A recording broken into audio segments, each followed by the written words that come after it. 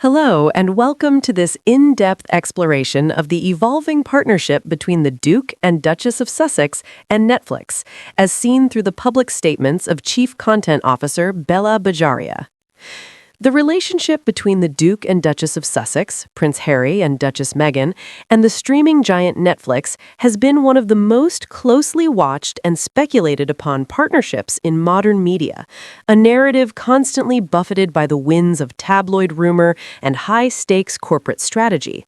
At the heart of this enduring, albeit evolving, alliance is Bela Bajaria, Netflix's chief content officer, whose public statements serve as the most definitive barometer of the streamer's commitment to Archewell Productions. To understand the current state of their relationship, as confirmed in her most recent March 2026 remarks, one must trace the arc of her commentary from the partnership's optimistic beginnings through periods of intense scrutiny. The journey from a bunch in development in early 2024 to a firm dismissal of falling out reports in 2026 reveals a strategic relationship that has weathered content restructuring, leadership tests, and very public rumors of discontent. The initial public confirmation from Bajaria regarding the Sussexes pipeline came in early 2024, a period when the couple was actively seeking to define their post-royal, post-Spotify creative identity. At a Hollywood event in January 2024, Bajaria offered a glimpse into the Archewell pipeline, stating plainly, "They actually have a bunch in development." This seemingly casual phrase was a significant vote of confidence. It came on the heels of the high-profile and acrimonious end to the Sussexes podcast deal with Spotify, a split that had fueled widespread speculation about the couple's ability to deliver on lucrative content partnerships. By publicly affirming a bunch of projects were in the works, Bajaria was subtly but effectively distancing Netflix from the Spotify fallout, signaling to the industry and the public that the streamer's faith in Prince Harry and Duchess Meghan remained intact. She elaborated on the nature of this development, mentioning a film in very early development and a couple of other unscripted projects, which were widely understood to be documentaries. This early 2024 update painted a picture of a creative engine slowly but surely building momentum, focusing on a diverse slate that spanned both scripted and unscripted realms. The mention of a film adaptation, later reported to be Carly Fortune's novel Meet Me at the Lake, demonstrated an ambition to move beyond the documentary format that had initially defined their Netflix tenure, with the blockbuster Harry and Meghan series and the subsequent Heart of Invictus. As 2024 progressed, the narrative surrounding the Sussexes and Netflix became more complex. While Bajaria had projected a steady development slate, the couple's production company, Archewell Productions, experienced some internal churn, with key executives departing, a pattern that often invites negative press and speculation about a company's direction. However, the tone from Netflix leadership remained supportive. This period was a test of the partnership's resilience, moving from the initial fanfare of a mega deal to the mundane and often challenging reality of content creation. The "a bunch in development" comment therefore served as a foundational statement, setting the stage for the more robust defenses that would become necessary in the following years. It established Bajaria as the primary, calm voice of the corporation amidst the chaotic noise surrounding the couple. By August 2025, the partnership was ready for a significant public reaffirmation. Amidst personal drama for Prince Harry concerning his charity, Sent to Bale, the couple and Netflix chose to change the news cycle by making a major announcement. This was not merely a continuation, but an expansion, explicitly bringing Duchess Meghan's lifestyle brand, As Ever, under the Netflix umbrella. This announcement featured a direct quote from Bajaria, framing the partnership in terms of influence and inspiration. "Harry and Meghan are influential voices," Bajaria stated. "Fans have been inspired with Love Meghan. We are excited to continue our partnership with Archewell Productions and to entertain our members together." This quote is pivotal for several reasons. First, it directly links the couple's influence with audience inspiration, suggesting that Netflix measures their value in more than just raw viewing hours. Second, it specifically name-checks With Love Meghan, a lifestyle series that represented a new creative direction for the Duchess and a strategic foray into the lucrative lifestyle and commerce space for Netflix. Third, the language of being excited to continue explicitly counters any nascent rumors that the deal might be winding down. This August 2025 moment was the high point of integration, where Duchess Meghan's personal brand and Netflix's commercial interests seemed most closely aligned. Duchess Meghan herself echoed the sentiment, saying, "We are proud to extend our partnership with Netflix and expand our work together to include the As Ever brand." This represented a multi-platform synergy that Netflix, with its increasing focus on adjacent businesses, found highly valuable. However, the landscape of media and commerce is rarely static. By early 2026, the business dynamics of the partnership began to shift. In March 2026, Netflix and Duchess Meghan's As Ever brand announced they were amicably parting ways as business partners. A Netflix spokesperson framed the split as a planned evolution. Duchess Meghan's passion for elevating everyday moments in beautiful yet simple ways inspired the creation of As Ever brand, and we are glad to have played a role in bringing that vision to life. As it was always intended, Duchess Meghan will continue growing the brand and take it into its next chapter independently, and we look forward to celebrating how she continues to bring joy to households worldwide. An As Ever spokesperson echoed this, expressing gratitude for Netflix's partnership through the launch and first year, adding the brand was now ready to stand on its own. This separation was framed as a natural, amicable transition, the culmination of a successful incubation period. The show itself, With Love Meghan, would continue on the platform as a seasonal special, ensuring the content remained while the e-commerce component became independent. On the surface, this seemed like a clean, strategic pivot. But in the world of the Sussexes, no story exists in a vacuum. Just days after the As Ever separation was announced, a report from Variety, published on March 17, 2026, detonated a negative speculation. Citing insiders, the report claimed that Netflix executives, including co-CEO Ted Sarandos and Chief Content Officer Bela Bajaria, were fed up with the Sussex Pact.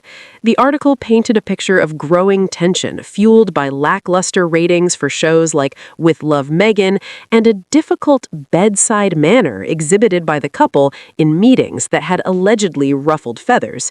The most damaging allegation was the supposed mood inside the streaming giant, with one insider bluntly stating, "The mood in the building is we're done." These sensational claims included that Sarandos had refused to take a call from Duchess Meghan unless a lawyer was present, painting a picture of a relationship beyond repair. It was against this backdrop of intense negative press that Bela Bajaria stepped forward to deliver her most forceful and comprehensive defense of the partnership to date. The narrative spun by the March 17, 2026 Variety report demanded an immediate and authoritative response, and it came swiftly from Bela Bajaria herself. Speaking at the Next on Netflix presentation on March 18, 2026, Bajaria did not mince words, directly confronting the swirling rumors with a mix of dismissiveness and definitive fact-stating. Her comments serve as the most current and robust framework for understanding the true state of the Sussex-Netflix alliance, effectively resetting the public record after days of damaging leaks. This moment represents the culmination of her evolving rhetoric, moving from general encouragement to specific, pointed rebuttal. Bajaria's opening salvo was a direct appeal to the audience to question the negative headlines. "I would say, don't believe whatever you read," she stated, immediately challenging the veracity of the Variety piece. She went further, advocating for a more rigorous approach to journalism, quipping, "Maybe we should all do a little fact-checking." This was a powerful framing device, positioning the official Netflix account as the only reliable source of information amidst a sea of juicy but inaccurate stories. This rhetorical strategy served to invalidate the insider claims not through anger, but through a calm suggestion of journalistic malpractice on the part of the original report. It was a sophisticated defense, shifting the burden of proof onto the reporters and dismissing the negative narrative as a product of lazy, unchecked speculation. Having dismissed the rumors, Bajaria proceeded to lay out the concrete facts of the ongoing partnership, providing a detailed inventory of active projects. But here's the thing. We still have a relationship with them, she asserted, directly contradicting the "we're done" sentiment attributed to insiders. She then enumerated the specifics of this continuing relationship, listing, "We have movies in development with them, we have an amazing doc with them, they have things in development on the TV and film side." This list was crucial. It moved the conversation from vague notions of discontent to a tangible pipeline of content. The mention of movies, plural, in development, an amazing doc, and unspecified things in both television and film painted a picture of a slate that was not only alive, but robust and diverse. It confirmed that beyond the public-facing projects, a significant amount of creative work was ongoing, effectively neutralizing the narrative that the partnership had stalled or was being quietly wound down. The reference to an amazing doc is particularly notable, suggesting a major documentary project, possibly with a cultural or social impact theme, that Netflix holds in high regard. This goes beyond mere contractual obligation. It signals genuine enthusiasm for a specific piece of content. Bajaria then broadened her defense to contextualize the partnership within the normal ebb and flow of Netflix's business operations. She addressed the end of the as-ever partnership and the non-renewal of the general deal head-on, normalizing these events as routine corporate decisions. Deals come and go all the time, and we don't renew so many deals, and those don't get as much press for obvious reasons, I guess, she explained. This was a masterful piece of communication. By lumping the Sussexes deal changes in with the hundreds of other standard business transactions Netflix handles, she stripped the narrative of its sensationalism. The implication was clear. The only reason this particular deal renewal or brand separation made headlines was due to the intense and often misleading public fascination with Prince Harry and Duchess Meghan. She concluded this thought with a wry, "So there's no juicy story there," directly challenging the media and public to stop searching for conflict where none exists. This statement serves as a capstone to her entire rebuttal, asserting that the reality of the partnership is boringly, healthily functional, and it is only the external gossip that creates the illusion of drama. Bajaria's public stance was immediately backed by a concerted effort from both Netflix and the Sussexes representatives to refute the specific allegations in the Variety report. A Netflix spokesperson had already labeled the claims absolutely inaccurate before Bajaria's presentation. Following her comments, the pushback intensified. A letter from Sussex attorney Michael J. Kump directly addressed the most personal of the allegations, that Ted Sarandos refused a call from Duchess Meghan without a lawyer present. Kump stated emphatically, "This is blatantly false. In fact, Meghan texts and speaks with Mr. Sarandos regularly and has been to his home, sans lawyers." This detail was critical.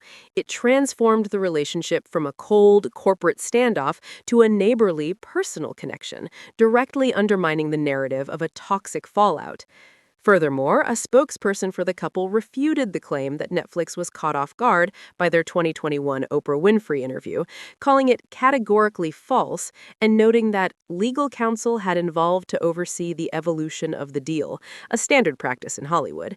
This coordinated response created a unified front, leaving the original Variety report isolated and its sourcing deeply questionable. Looking ahead, the future of the Sussexes and Netflix, as articulated by Bajaria in March 2026, is one of focused creative collaboration, albeit on a restructured basis. Reports from August 2025 had already indicated that the original rich overall deal had been downgraded to a first look deal, a common industry practice that often signifies a shift from a broad, expansive commitment to a project by project evaluation model. This restructuring aligns perfectly with Bajaria's description of the current state. The specific projects in the pipeline provide a roadmap for the next phase. The film adaptation of Meet Me at the Lake remains a key scripted project, having been in development for some time. Additionally, Archewell is developing an adaptation of The Wedding Date. On the unscripted side, beyond the amazing doc mentioned by Bajaria, a documentary short titled Masaka Kids, A Rhythm Within has also been announced, showcasing the couple's continued interest in uplifting global community stories. In conclusion, Bela Bajaria's statements from early 2024 to March 2026 trace a clear trajectory of a maturing corporate partnership. They have moved from the enthusiastic discovery of a bunch of ideas to the synergistic expansion of the As Ever brand, and finally to a phase of mature, consolidated collaboration that requires active defense against external misinformation. Her most recent quotes, "Don't believe whatever you read," "We have movies in development," "We have an amazing doc with them," and "There's no juicy story there," are not just throwaway lines. They are a carefully calibrated message to investors, the industry, and the public. They confirm that while the business model may have shifted from a blank check deal to a more measured first look structure, the creative partnership remains vibrant and valued. The juicy story, according to Netflix's chief content officer, is a fiction. The reality, as she presents it, is a productive, if less sensational, continuation of one of the most watched partnerships in entertainment, focused on the simple, challenging work of making movies and television shows for a global audience.